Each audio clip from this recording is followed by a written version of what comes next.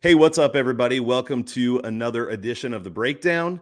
We are going to be going through the 6-game NBA slate today, and I am pretty pumped. So I started following Your Best Bet on Twitter, I don't know, I think maybe a couple months ago.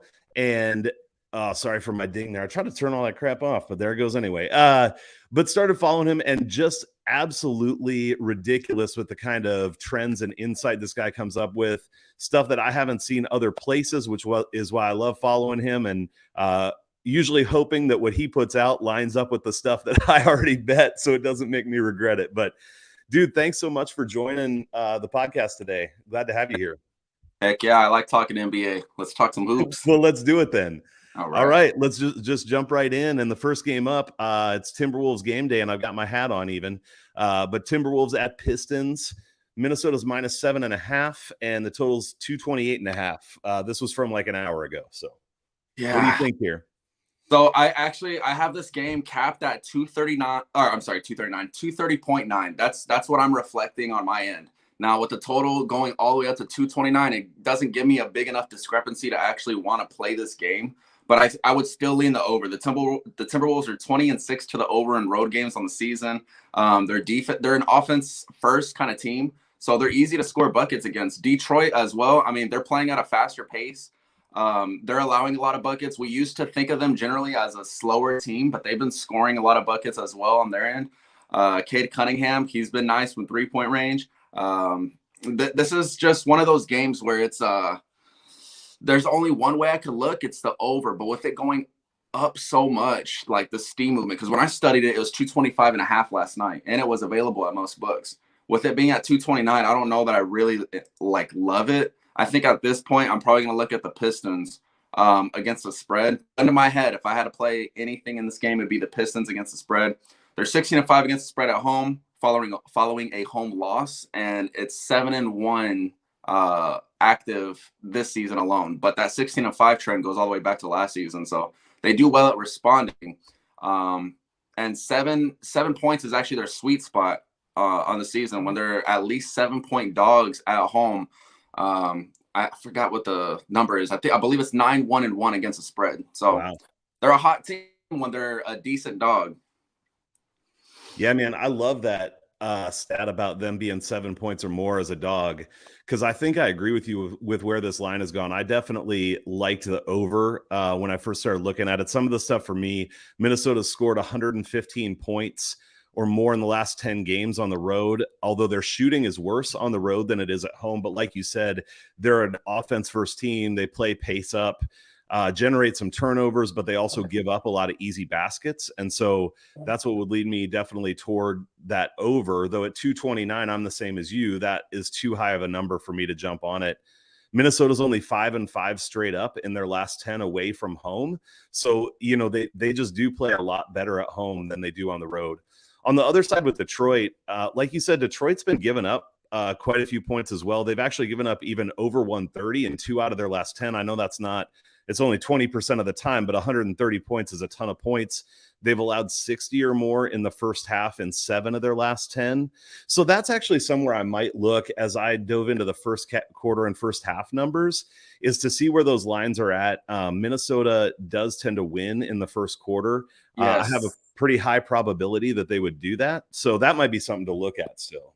Do you have a first quarter spread available on them by any chance? Because they are 11-2-1 against the spread in first quarter spreads over their last 14 games. So they do come out hot, but yeah, so a lot of their median line is not nowhere near 7. So I just feel like, I don't know.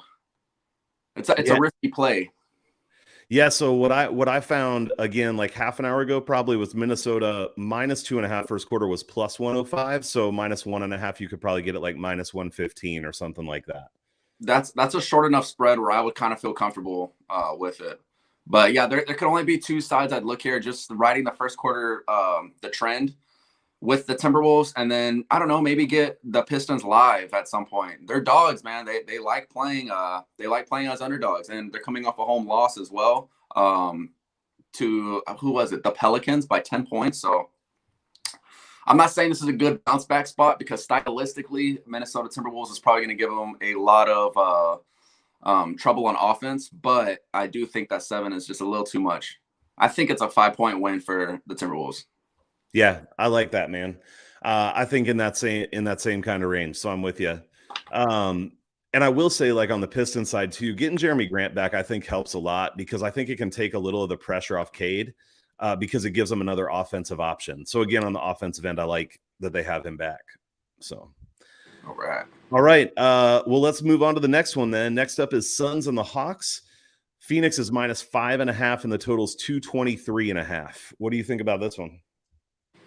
I'm having a hard time not backing the Hawks necessarily, but backing the Suns. These are two teams where you don't really know what their lineup is. I faded the Suns the other day, and it was because Ayton and Crowder were on the injury report, and turns out they play the game.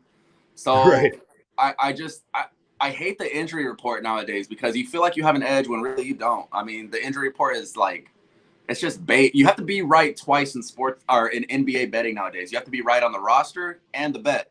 So it's kind of it's a little bit discouraging, but the only way I'm going to look here is I would look probably Phoenix against the spread. I'll roll with them, but man, I'm going to hate if that lineup changes. They are 9-1 against the spread following a double-digit win versus a team they failed to cover against. So they failed to cover against the Hawks last time out. 9-1 gives me a little bit of, and with it being a short spread, I would lean them in that direction. I would just want Ayton to suit up. I want Crowder in there. The Hawks, they've been struggling on defense lately. I mean, this is another team where it's offense first. All they care about is scoring buckets. They don't do well on switches. They give up a lot of points. They give up 120 something points to the LeBron-less Lakers, and we saw how they performed last night to a very poor defensive Blazers team. So I have a lot of concerns here. I would lean Phoenix against the spread, and I would lean the over just ever so slightly. Another angle here that I found is Atlanta is 4-13 against the spread as a dog. Whenever they covered the spread against a team with a winning percent over 60%. So they covered against the Suns last time out. Basically in revenge spots, they're not too hot. They don't follow that performance up. So I like the Suns here. I think 3.5 is a generous spread. I'm wondering where all this money's coming from. It's got to be like an injury report or a lineup because I saw it at -5.5 last night. So that's a little concerning. It was -5.5 an hour and a half ago. So it's at 3.5 now. Yeah, it's at 3.5, and I haven't seen an update on injury news or anything. Yeah, definitely something worth checking. I know Crowder and Ayton were both probable this morning, but dude, I love what you said about having to be right twice in the NBA. That's like I had some stuff on Denver, and then Jokic sits out, which they'd been on a long road trip and it was a back-to-back, so you could maybe see that coming. But you really do have to, if you want to bet early, you have to make guesses about what's happening with the roster. So I love what you said about that. It's true, and it's unfortunate as sports bettors because we're relying a lot of the games that we cap. You're capping with that star player in there. You're capping with those role players in there, So it's a little bit of a bummer whenever they're in or out, Yep. So 100%. Another one that was kind of the other day when Joel Embiid sat and they went to overtime with the Memphis Grizzlies. Yep.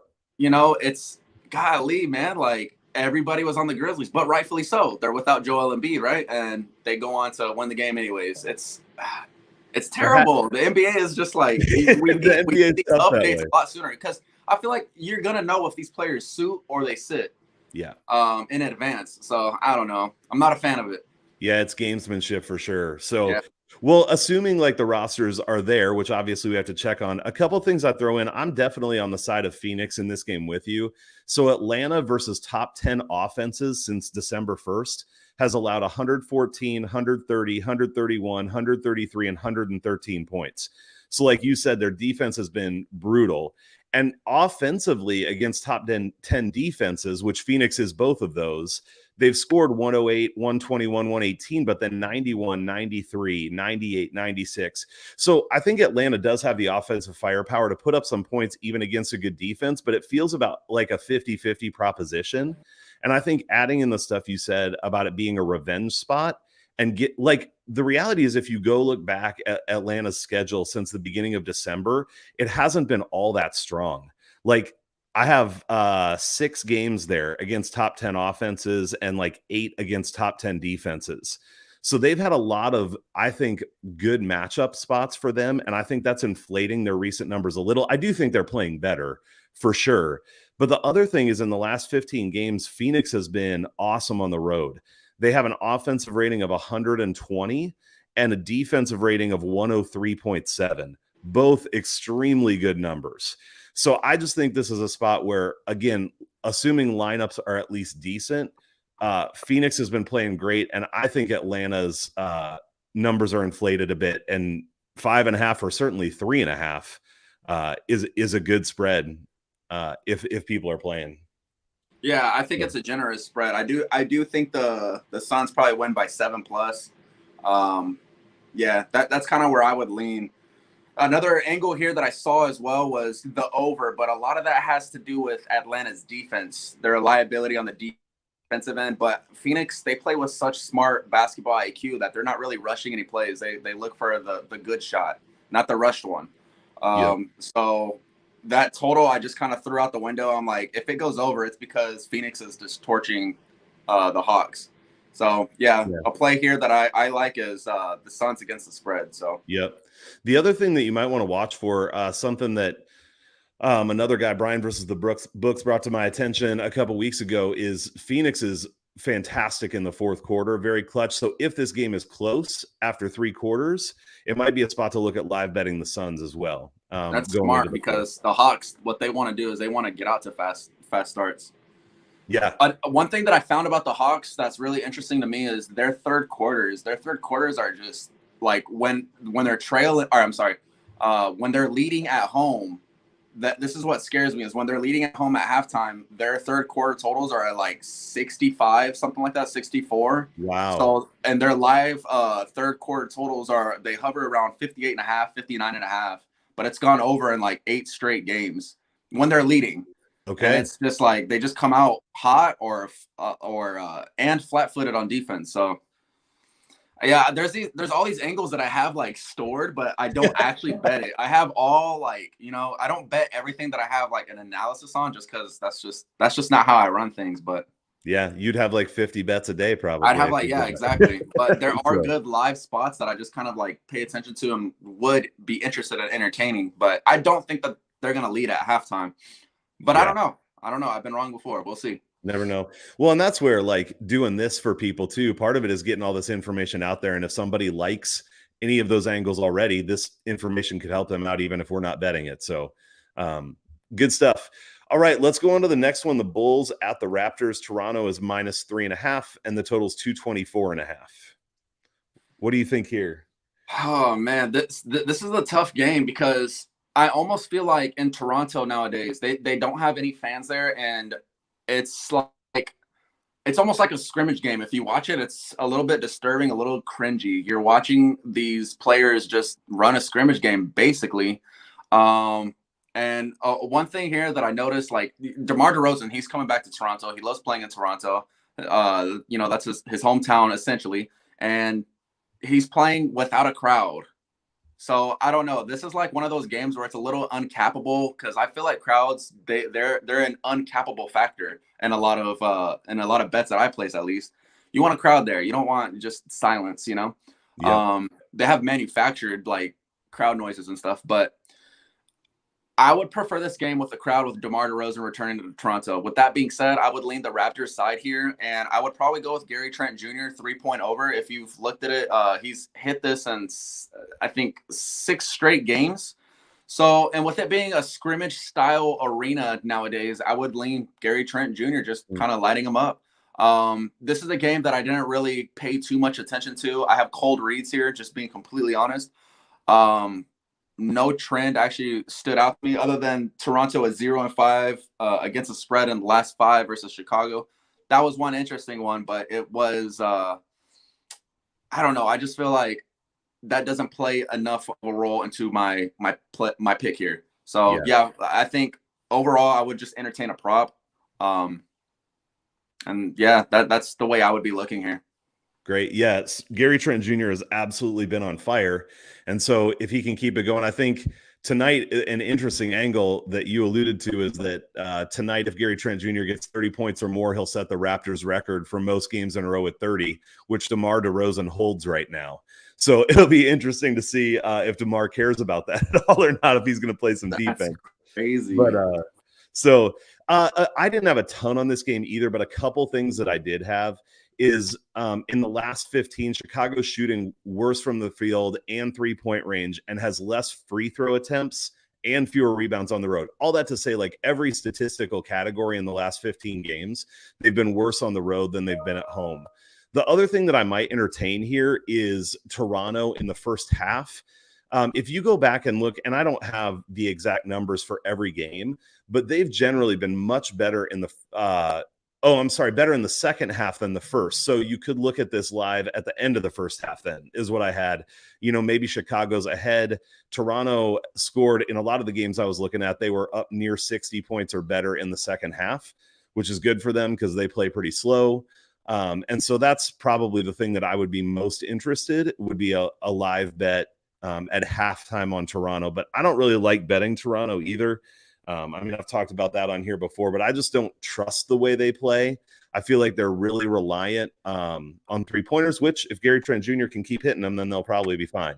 But this is a game I'll probably stay away from. Overall. Yeah, me as well. The thing with the Raptors, they're overperforming their expectations. They're exceeding expectations right now, and I don't want to be on the side of the day that they fall flat on their face.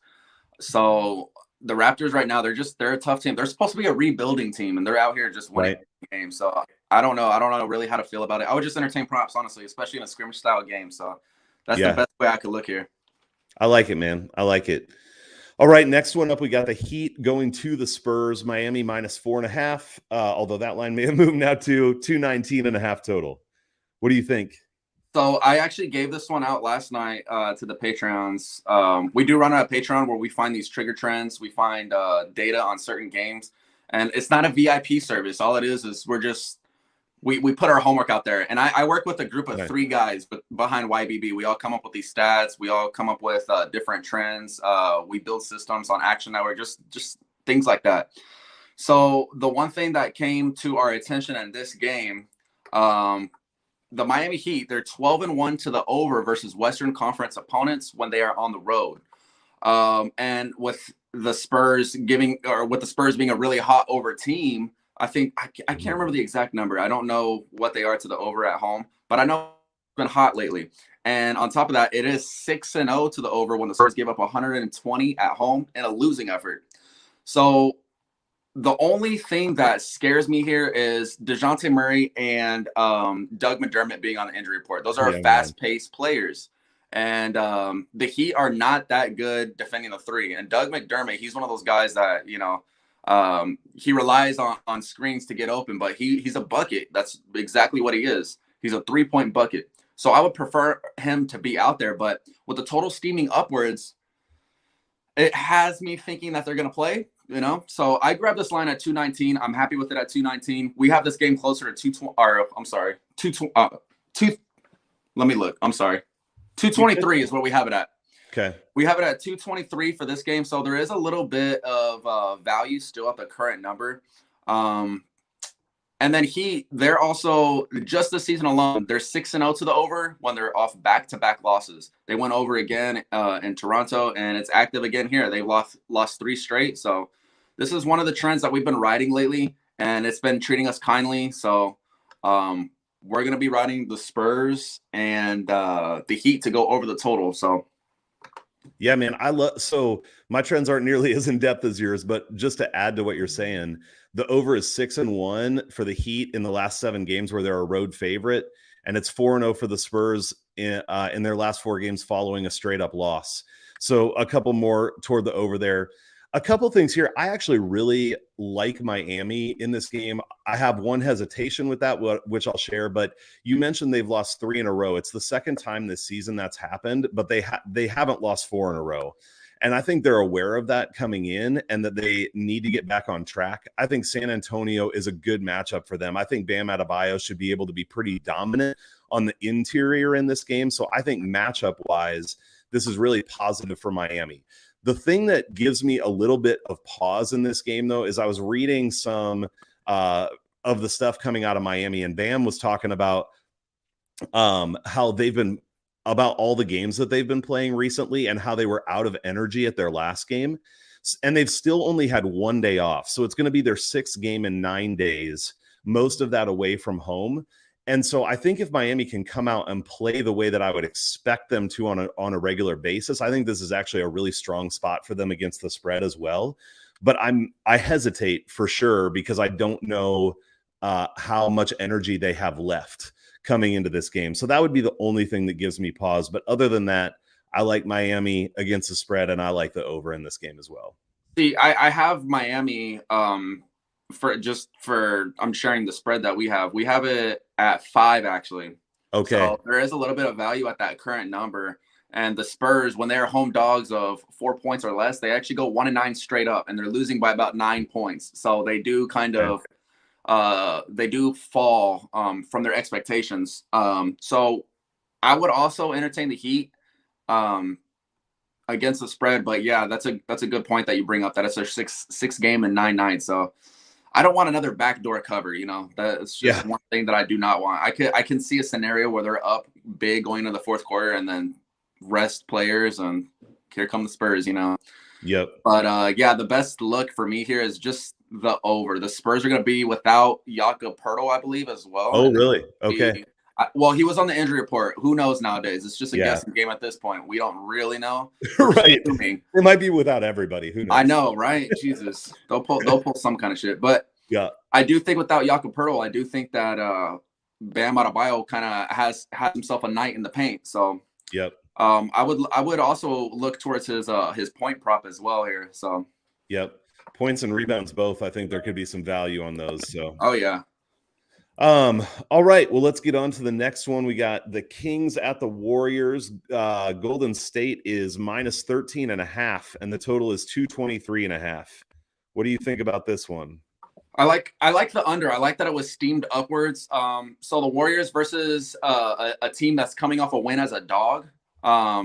And against a team that they did cover the spread against last time out, which the Kings fit both of those descriptions. They won against the Nets last night, and they failed to cover against the spread against the Warriors last time out. The Warriors have gone 2-11 to the over against these teams. The average total at closing is 224. That's the number we have now, and it's staying under by about 10.1 points. So there's a lot of discrepancy and room for an under here. Now, what that tells me is that the Warriors are probably going to blow this game out. Like, it's going to be a blowout, because I also have them on the spread as well, covering this game at a decent clip. My concern here is the Kings defensively, because I do think that the Warriors are going to take advantage of it. But the Kings are what I call a hell nah team. You just don't bet them. You don't back them. You stay away from them at all costs. The only play that I would look here is the under. But again, it's just, you got to understand who's in it. It's the Kings. So they can fuck up bad enough to fuck up this under. You know what I mean? Oh, for sure. It can be trust me. So. I've missed many times trying to pick sides in Kings games. It's not fun. It is not fun. But the way that I would look here is we have the Warriors against spread. They should be about minus 15-point favorites. So I like the Warriors and I like the under. I might throw 0.5 units at each, especially with the total steaming upwards. I don't know why it steamed up. I do think that it's because they just anticipate the Kings are just going to give up probably 120 plus. Yeah. So we have this game 119 to 102. So Warriors cover and it stays under. So yeah, I mean 17 is definitely some value there still. So and the Kings are also in the second half of a back-to-back as well. I don't have the numbers for that, but I do think that plays a bit of a role here. It's a letdown spot for them, especially coming off a win as a dog. It's got to be. Yeah, so they're 4-6 against the spread on back-to-backs, but the over is 2-8 when they're on back-to-backs. Sweet. To your point. So yeah, man. So like, here's some stuff, and it's mostly going to back up what you're saying. Actually, one angle I will say that I have on this game is taking Sacramento's team total under and the Warriors team total over, hoping to get both in a blowout, but likely getting at least one of them. So here's why I'm thinking that. In Sacramento's last 5 games, they scored 104 or less in 4 out of those 5. Let's see. And there was another stat I had here. I'll get to it as we go through. In terms of what they're giving up, Sacramento's last 5 away games, they've given up 116 or more in 4 out of 5 and 120 or more in 3 out of 5. So that's where their defense has been pretty atrocious away from home. And Golden State's been scoring better. They went through that scoring lull. Steph has been in a shooting slump. Maybe he's coming out of it. But now they've scored 110 or more in 5 straight games and 120 or more in 4 out of the last 5. So it seems like they're coming back around offensively some. Let's see. Golden State's defense also. So early on in the season, they had the best defense in the league at home. I'd have to double check that number now to see if they're still there overall in the season, but they weren't playing as well defensively at home. But in their last 7 games, their defensive rating is back down to 103.5, which is at least approaching where it was before. So I think their defense is getting stronger again at home, even though Draymond Green isn't back. And this is the other stat that I had right here. In the last 6 games on the road, Sacramento is averaging 98.5 points per game. So their team total, I believe, is at 104.5 or 105.5. So with the way Golden State's playing defense and the way they've been scoring on the road, I definitely see some value in the under on that as well. I can see that, especially with I don't know. I have this scenario in my head where De'Aaron Fox doesn't actually want to play in Sacramento. I do feel like a lot of his, it's weird, right? You get this feeling that there's some animosity in Sacramento right now. So a lot of those guys are on the trading block. Shit, they were even talking about Tyrese Halliburton and Ben Simmons trade. I don't like that for the Kings. I do think that they need Tyrese. I do feel like he's a good rookie for them. He fits the script, but I don't feel like De'Aaron Fox is happy in Sacramento. I don't know. I feel like they're falling apart. So I would lean the over as well. I feel like team chemistry plays a lot into that line, So yeah, I would entertain that with you, to be honest. Yeah, man.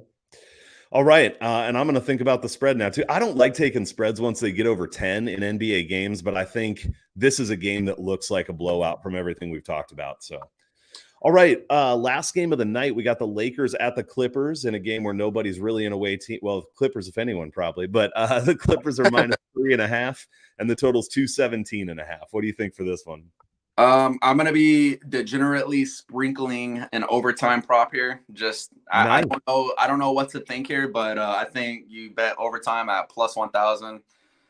This is one of those degenerate games where I don't really want any action. The Lakers are coming in off a back-to-back game in which they scored fewer than 100 points. And those scenarios, they are 9-1 against the spread. So I do think that I don't know, man. Clippers are a weird team to read right now. I don't know if they're struggling on offense or they're good on offense. You don't know what you're gonna get out of exactly right. Like Reggie Jackson, you don't know what you're going to get out of him. You don't know what you're going to get out of Bledsoe. You don't know what's going to happen with Luke Kennard.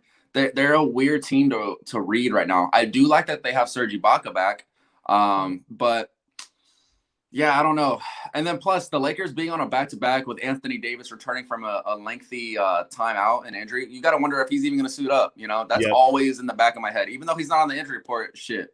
Yep. You never know. It doesn't matter, right? It doesn't matter. It doesn't matter. They even came out and said that he's going to play. Like they said that in one of the articles that I read, but I still don't believe it till he's actually on the floor. So yeah, and it's weird. I don't know if you remember that scenario where it was Joel Embiid. They had him.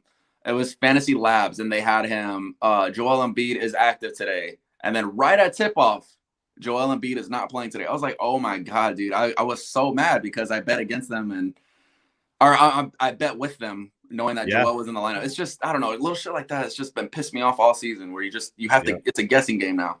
It happens. But the only way that I could look here is, I don't know, man. I think the Lakers win, but it's such a small spread. It's 2 hometown teams. It's just basically this is great value all-star game, really. I'll go with an overtime prop, just degenerate stuff. I'm not really interested in this game, I like it. I do think that it's very likely this is a game that probably stays close. So for me, I'll be staying off this game, but the reason why is everything I look at recently actually points me at the Clippers and the over. So 8 out of the 10 times the Lakers have scored under 100 points this year, they've bounced back with at least 110 in the next game. And so, I look for them to bounce back offensively some. like you said, what are the Clippers on offense? It seems like they've found something recently. Their offensive rating in the last 10 games is 113.7. The stuff coming out of their locker room is pretty positive overall. And so I think like it feels like they're trending positively. The Lakers are allowing 109.8 points per game in their last 10. So that speaks to the Clippers being able to score. So I would want to lean toward the Clippers. But the big thing for me is on 2 days of rest, the Clippers are 1-5 against the spread and 0-6 to the over. So the two ways that I would lean based on looking at recent data are exactly the opposite and in a pretty strong fashion in terms of their trends on 2 days of rest. So that's got me staying away from this one.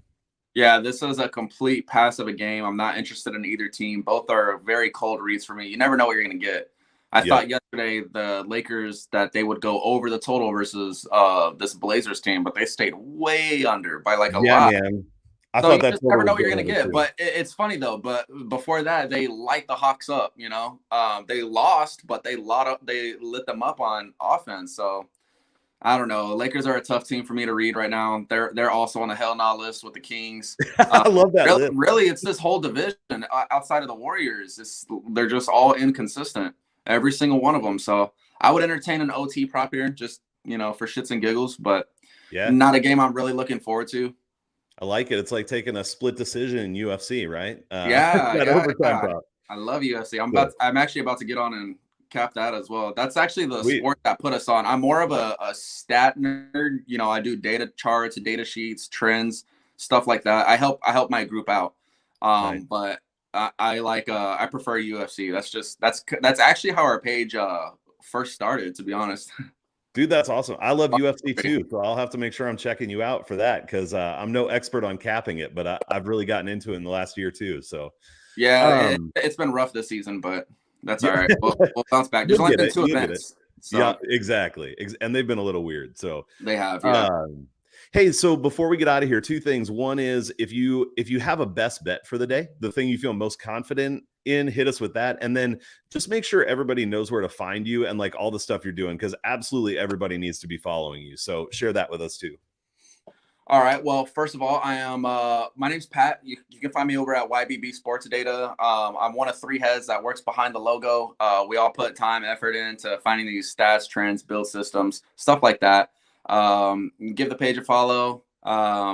We do not have a VIP. We just sell homework for basically each game. We just write trends out, data, stuff like that. We even post it for free on Twitter when we follow a losing day. Yesterday we lost, so everything today is just it's going on the page. The benefit though of behind the Patreon is you get NFL, UFC. UFC is about to come out. I'm working the write-ups right now. But yeah, you can find us over at YBB Sports Data. You have any questions or comments or concerns, DM us. We'll try to help you find some trends or stats or betting angles. We usually reply to DMs, but most of the time as cappers, you kind of know how it goes after losing day. It's like, you owe me a fucking lock, blah, blah, blah. I'm like, the DMs are actually comical, as a capper. But a lot of y'all are cool. A lot of y'all are pretty chill. I like talking to a lot of the followers, just chatting it up, NBA really. And then secondly, my best bet for the day, we have 4 strong trigger signals on the Miami and San Antonio Spurs to go over. So that would be our best bet for the day. But there are some line movements that have me wanting to add to this card. That's the only bet that we have today, actually.